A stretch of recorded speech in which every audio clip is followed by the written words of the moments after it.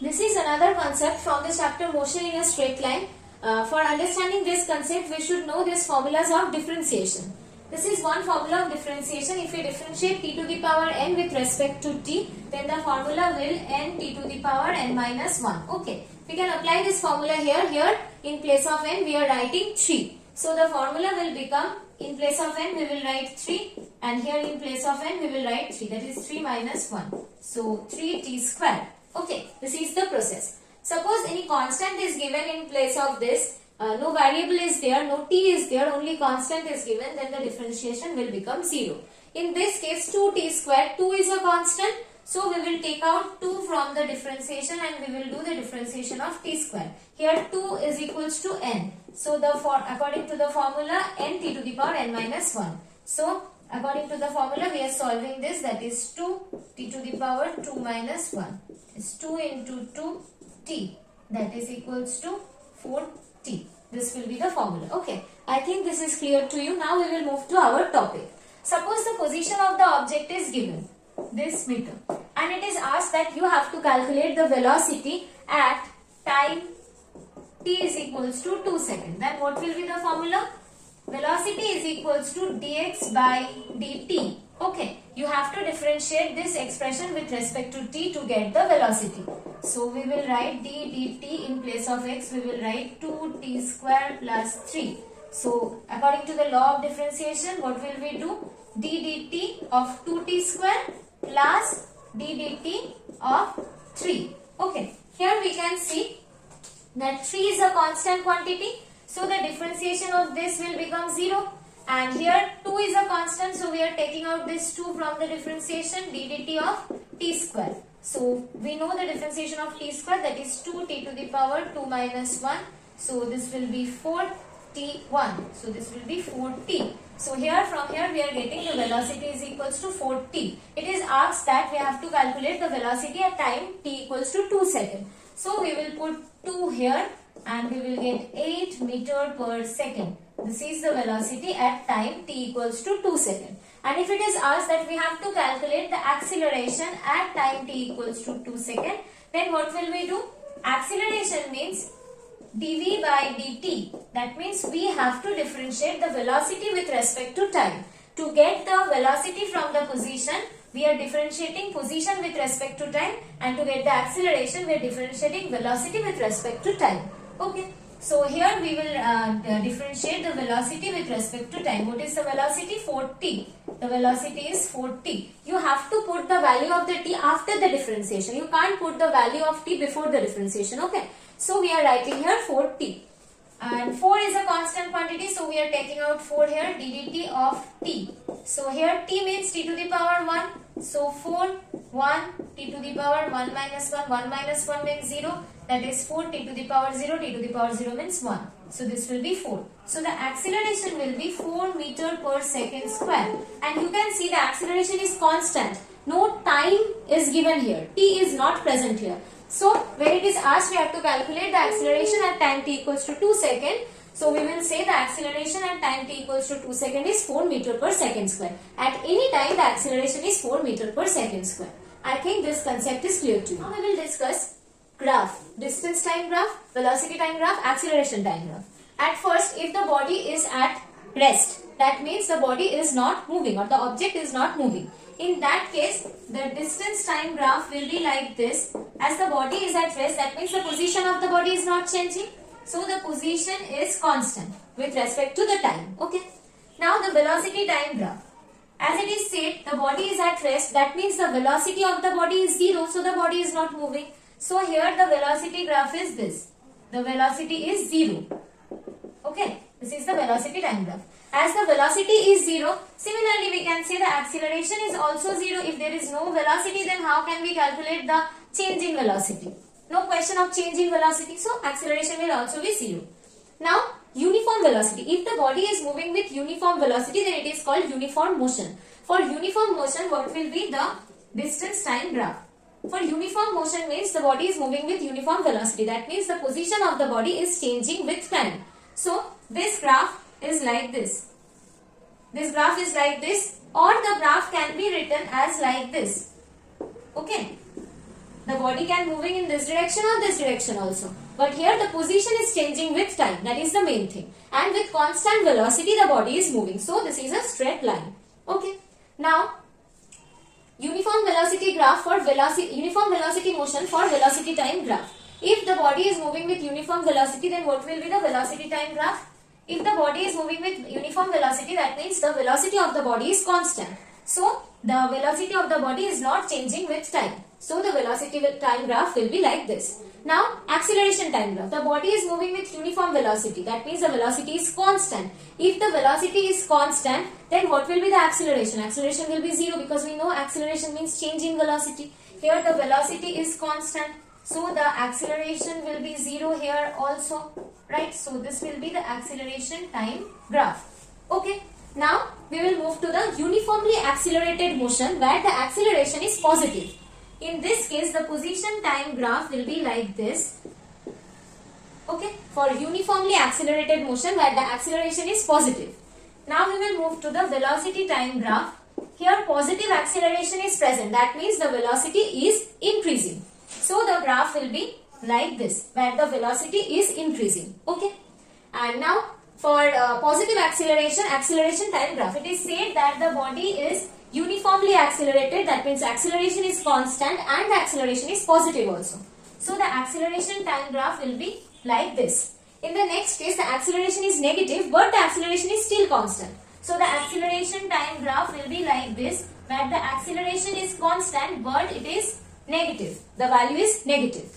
And in this case, the position time graph where the acceleration is negative is like this. Okay. And the velocity time graph where the acceleration is negative, I have already said what is the meaning of the negative acceleration. Negative acceleration means retardation. That means the body is not accelerating. The velocity is decreasing here. So the velocity time graph will be like this. Okay. I hope it is clear to you. Now we will discuss from this graph what information we can extract. Okay.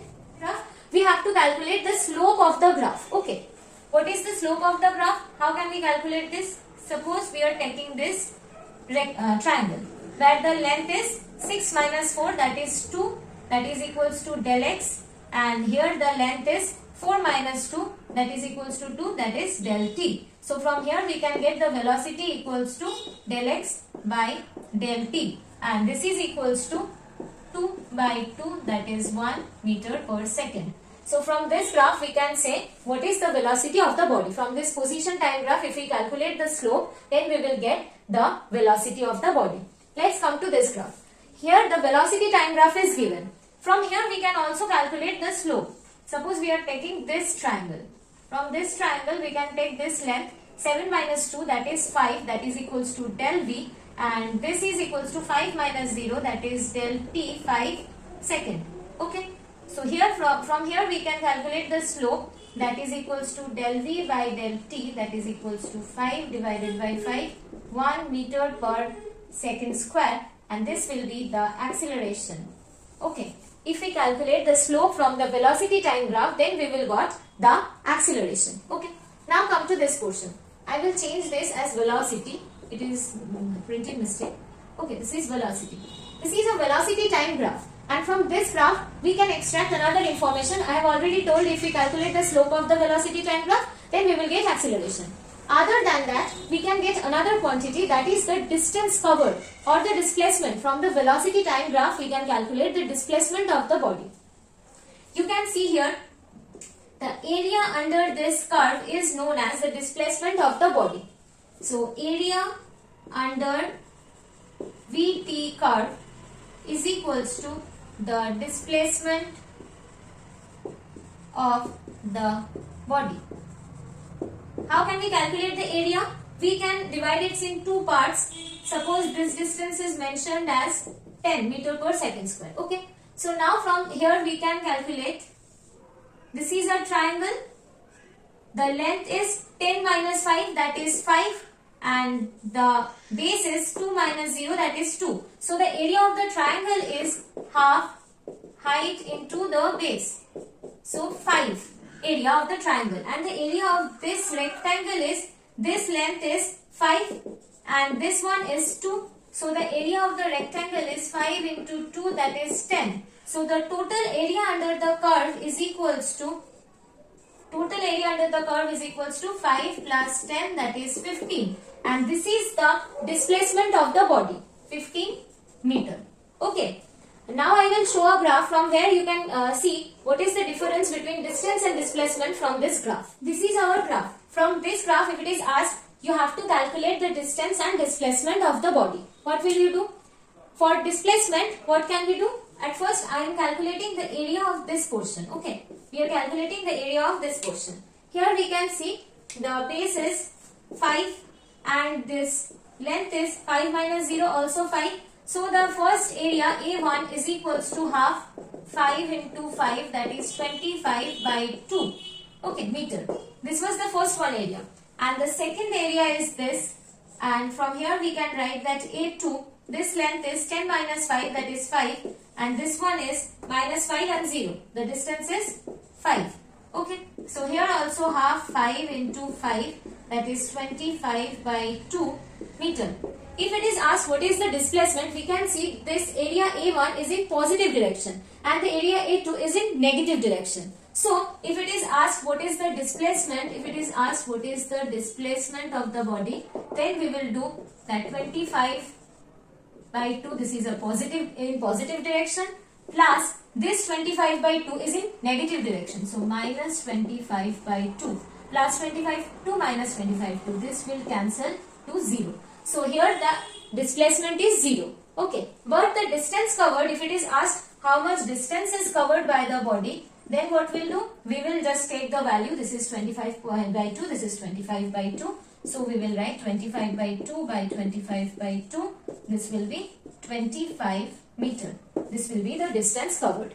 I think it is clear to you. Now we will move to the next portion. We will discuss motion under gravity. Motion under gravity. Suppose we are throwing a body from ground. This is the ground. We are throwing a body with velocity u. Okay. And the body is going upward.